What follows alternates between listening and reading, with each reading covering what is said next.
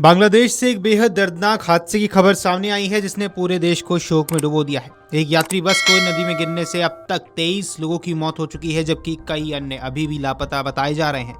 यह हादसा उस समय हुआ जब लोग ईद की छुट्टियां बिताकर अपने घरों में लौट रहे थे। खुशियों से भरी यात्रा कुछ ही पलों में मातम में बदल गई और कई परिवारों के लिए सफर आखिरी साबित हुआ। ये घटना बुधवार शाम करीब 5:15 पर राजबाड़ी जिले के दौलतदिया टर्मिनल पर हुई। जानकारी के माने एक यात्री बस फेरी नाव पर चढ़ने की कोशिश कर रही थी ताकि वह नदी पार कर सके। इस दौरान अचानक बस का संतुलन बिगड़ गया और वह सीधे पद्मा नदी में जा गिरी। हादसा इतना अचानक हुआ कि यात्रियों को संभलने तक का मौका नहीं मिला। बताया जा रहा है बस में करीब 40 यात्री सवार थे, जिनमें महिलाएं और बच्चे भी शामिल थे। ये सभी लोग ईद की छुट्टियां मनाकर ढाका लौट रहे थे। किसी को अंदाजा भी नहीं था कि सफर इतना भयावह मोड़ ले लेगा। हादसे के तुरंत बाद इलाके में अफरा तफरी मच गई और मौके पर मौजूद लोगों ने बचाव कार्य शुरू कर दिया। घटना की सूचना मिलते ही स्थानीय प्रशासन हरकत में आया और बड़े स्तर पर राहत और बचाव अभियान को शुरू किया गया। हालांकि खराब मौसम और नदी के तेज बहाव के कारण बचाव कार्य में काफी मुश्किलें आई हैं। इसके बावजूद सेना, पुलिस, फायर सर्विस और कोस्ट गार्ड की टीमें लगातार जुटी रही और करीब 6 घंटे की कड़ी मशक्कत और मेहनत के बाद क्रेन की मदद से बस को नदी से बाहर निकाला जा सका।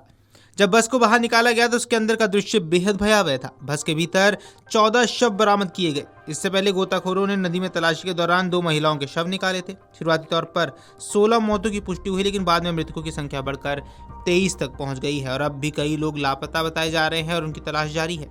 बचाव दल लगातार नदी में सर्च ऑपरेशन चला रहा है। गोताखोर गहराई में जाकर लापता लोगों की तलाश कर रहे हैं, जबकि किनारे पर मौजूद टीमें हर संभावित स्थान पर नजर बनाए हुई है। अधिकारियों का यहां कहना है कि जब तक सभी लापता लोगों का पता नहीं चल जाता है तब तक अभियान जारी रहेगा।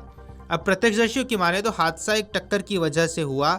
जब बस फेरी की ओर बढ़ रही थी तभी एक छोटी नाव, जिसे यूटिलिटी फेरी कहा जाता है, उसने पेंटून को टक्कर मार दी। इस टक्कर के कारण बस चालक का संतुलन बिगड़ गया और बस सीधे नदी में गिर गई। यह सब इतनी तेजी से हुआ कि किसी को प्रतिक्रिया देने तक का समय नहीं मिला।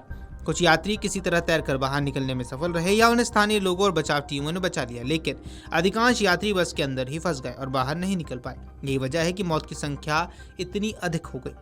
इस हादसे ने कई परिवारों को पूरी तरह से तोड़ दिया है। बताया जा रहा है बस में सवार कई यात्री एक ही परिवार के थे। जो लोग बस के बाहर खड़े थे वो तो बच गए, लेकिन उनके अपने लोग बस के अंदर ही रह गए और डूब गए। ये दृश्य इतना दर्दनाक था कि मौके पर मौजूद लोगों की आंखें भी नम हो गई।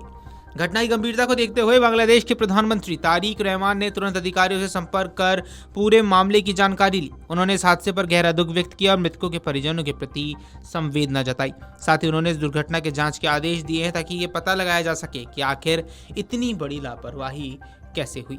Video desk amarujala.com। अगर आप ये वीडियो YouTube पर देख रहे हैं तो हमारे चैनल को सब्सक्राइब कर बेल आइकन दबाएं और Facebook पर देख रहे हैं तो हमारे पेज को लाइक करें।